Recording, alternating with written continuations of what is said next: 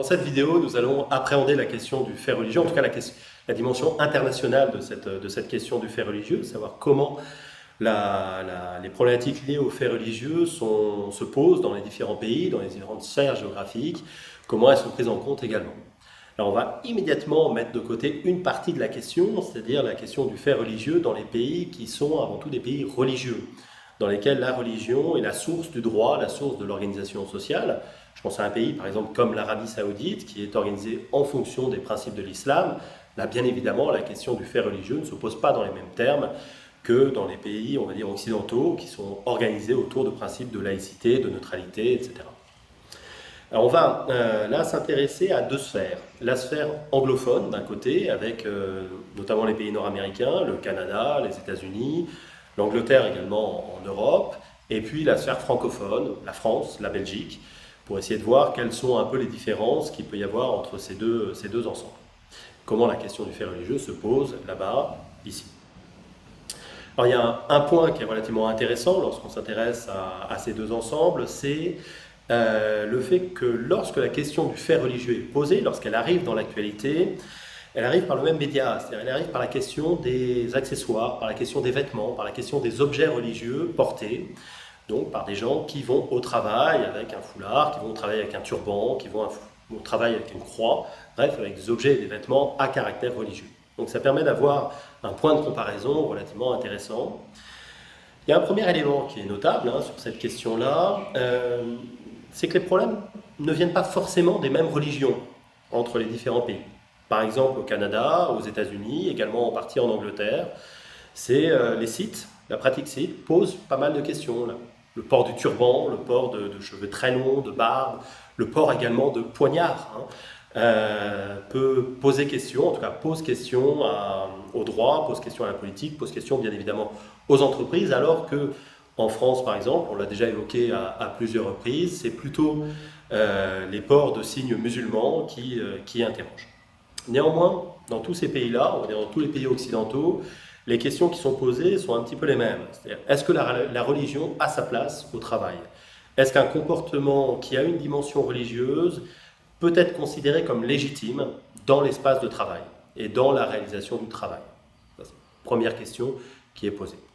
Une deuxième question qui est posée est celle de est-ce que les contraintes religieuses, est-ce que les principes religieux peuvent s'imposer à l'entreprise?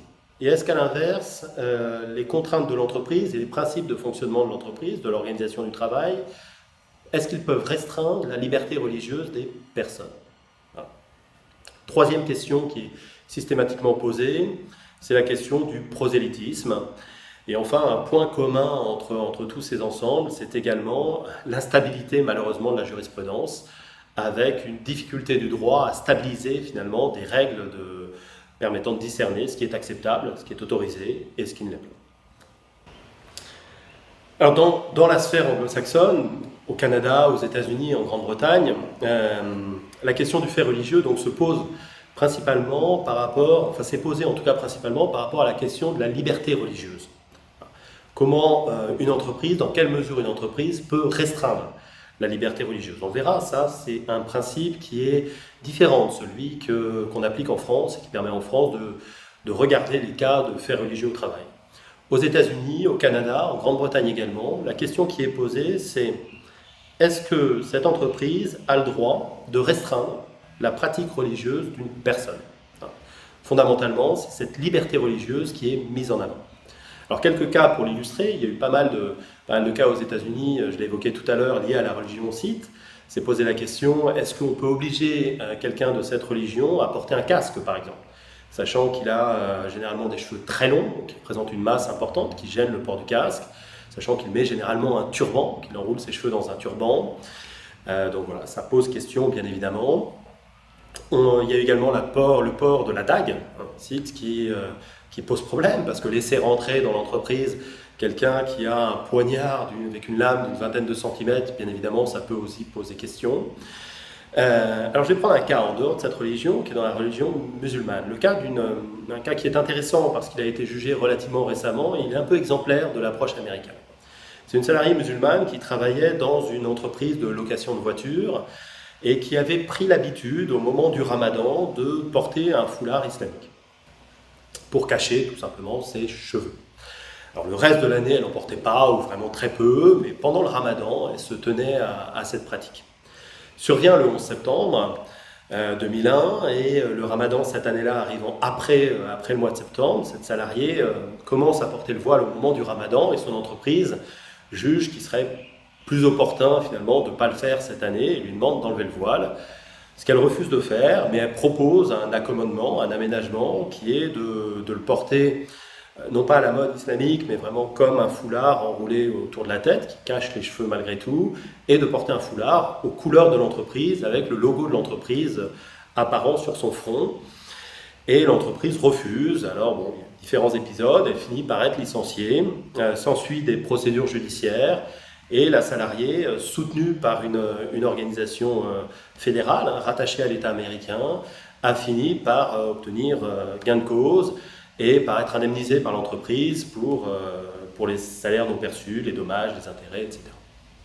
Alors ça illustre assez bien l'approche américaine, parce qu'on a là véritablement l'idée que la liberté religieuse, la liberté de la personne à porter un foulard islamique s'impose à l'entreprise, et que l'entreprise ne peut pas opposer d'arguments subjectifs. L'entreprise ne peut pas dire « notre politique à nous, c'est la neutralité religieuse ». La neutralité religieuse ici est hors de propos. L'entreprise, la salariée étant musulmane, elle peut imposer à l'entreprise sa liberté religieuse, sa pratique religieuse, quand bien même on serait dans un contexte spécifique. Voilà. Bien évidemment, le droit américain va prendre en compte des questions comme la sécurité, comme l'hygiène également, mais à charge pour l'entreprise de montrer que c'est une contrainte objective avec laquelle l'entreprise ne peut pas dealer en quelque sorte, pour prendre une expression anglo-saxonne, c'est-à-dire on ne peut pas concevoir un aménagement, un accommodement raisonnable de l'organisation du fonctionnement de l'entreprise qui permette de prendre en compte la contrainte religieuse. Là, la contrainte de l'entreprise s'impose. Dans cette situation-là, on ne peut pas faire autrement, et c'est presque le seul cas où la justice américaine va reconnaître que la liberté religieuse peut être limitée. Sinon, c'est vraiment la liberté religieuse qui s'impose à l'entreprise, la pratique religieuse s'impose à l'entreprise, et c'est à l'entreprise de s'en accommoder. On retrouve ces principes-là également dans la sphère canadienne, également dans la sphère anglaise, avec deux cas qui sont un petit peu célèbres, parce qu'ils ont été jusqu'à la Cour européenne des droits de l'homme, le cas, et qui ont été jugés en même temps d'ailleurs par la Cour européenne, qui est le cas d'une salariée de la British Airways, qui est une salariée chrétienne, copte, qui pendant des années a porté une croix sous ses vêtements, et puis qui a décidé d'affirmer sa foi de manière un peu plus ostentatoire, et donc de porter sa croix sur ses vêtements. C'est une personne qui travaillait à l'escale, donc qui travaillait en contact direct avec les clients. Le règlement intérieur de la British Airways prévoit une neutralité politique et religieuse pour les gens qui sont en contact avec les clients, donc on lui demande d'enlever sa croix, ce qu'elle refuse. L'entreprise lui propose alors un poste en back-office, donc sans contact avec les clients, où le port de l'uniforme n'est plus obligatoire. Elle refuse, elle va en justice, et après avoir perdu une ou deux fois, elle obtient finalement gain de cause. Et la Cour européenne des droits de l'homme, prenant comme cadre juridique le droit anglais, souligne que là, rien ne justifie qu'on vienne restreindre la liberté religieuse de cette salariée, que ça ne va pas nuire à l'image de l'entreprise, que il n'y a pas une dimension de prosélytisme dans sa pratique, et que l'entreprise peut très bien s'accommoder du port de cette croix, et donc elle a été réintégrée à son poste chez British Airways en salarié d'escale, en contact avec les clients, avec l'autorisation de porter sa croix. Le même jour a été jugé un deuxième cas en Angleterre, qui est le cas également d'une salariée portant une croix au bout d'une chaîne, mais cette fois-ci c'était une infirmière. Et les arguments qui étaient avancés par l'entreprise étaient des arguments d'hygiène. Le fait que la croix pouvait pendre et éventuellement approcher les plaies des clients et infecter les plaies des clients des malades, plus exactement bien évidemment ici. Et donc là, la justice a considéré que cette contrainte sanitaire, s'imposait non seulement à la salariée, mais également à l'entreprise. C'est-à-dire que ce n'était pas une contrainte avec laquelle l'entreprise pouvait trouver un arrangement, contrairement au cas de la British Airways. Donc ça, c'est vraiment le principe juridique de la sphère anglo-saxonne. La liberté religieuse s'impose à l'entreprise, et c'est à l'entreprise de s'en accommoder. Et l'entreprise ne peut restreindre la liberté religieuse de ses salariés que si, objectivement, objectivement, les contraintes s'imposent à tout le monde et qu'il n'y a pas moyen de trouver un arrangement efficace pour tout le monde. Dans des pays de la sphère francophone, on a vu la sphère anglophone tout de suite, comment ça se pose dans des pays de la sphère francophone, notamment en Belgique, également bien évidemment en France, qu'on sait être un pays marqué par le principe de la laïcité. Alors il y a le cas bien évidemment de la crèche Babylou, qui est un cas un peu emblématique. On peut penser aussi à d'autres cas. Il y a eu un cas récemment chez Carrefour, d'une caissière portant le voile. Alors, que s'est-il passé chez Babylou, pour revenir sur ce cas-là? On a une salariée qui occupe un poste de management dans une crèche, qui part en congé maternité, qui revient voilée alors qu'elle ne l'était pas, c'est une salariée musulmane, qui refuse d'enlever son voile, la crèche étant une crèche qui affiche une neutralité religieuse. La hiérarchie lui demande d'enlever son voile, ce qu'elle ne fait pas, ce qu'elle refuse de faire. Et au final, elle est licenciée, s'ensuit un épisode judiciaire avec différentes étapes, mais qui aboutit à donner raison à la crèche. Donner raison à la crèche avec quel argument? L'argument notamment de la protection des enfants, et puis l'argument du bon fonctionnement de l'organisation.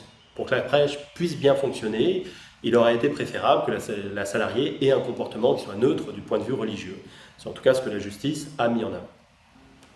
On a eu d'autres cas, je les ai évoqués, le cas d'une salariée de Carrefour qui, elle, au contraire, a été autorisée à garder son voile parce que la justice a considéré, alors ce cas n'est pas totalement terminé au niveau judiciaire, mais la justice a considéré au moins dans un premier temps que cela ne gênait pas la bonne réalisation du travail et le bon fonctionnement de l'entreprise, quand bien même elle était en contact direct avec les clients. On peut penser également sur un mode un peu différent, et puis c'est un cas sur lequel on reviendra un peu plus tard dans une autre séquence vidéo, mais à l'entreprise Paprec, qui elle a édité relativement récemment un règlement d'entreprise à la suite d'une grande concertation avec l'ensemble des salariés et des organisations syndicales, un règlement d'entreprise qui bannit littéralement de l'entreprise tout ce qui a un comportement religieux. Alors, cas Paprec est relativement intéressant parce que malgré tout, le principe en France serait plutôt celui qu'il est interdit d'interdire. Il est interdit d'interdire, mais l'on peut contraindre. Le principe, on l'a vu dans la sphère anglo-saxonne, c'est que la liberté religieuse prime sur les contraintes de l'entreprise. Et les contraintes de l'entreprise ne peuvent venir restreindre la liberté religieuse que si l'entreprise est de bonne foi, c'est-à-dire si elle a essayé de s'accommoder un peu de ses propres contraintes, si elle a essayé de les travailler, et puis si vraiment elle ne peut rien faire, ça s'impose effectivement aux salariés. Le principe dans la sphère francophone, c'est presque l'inverse.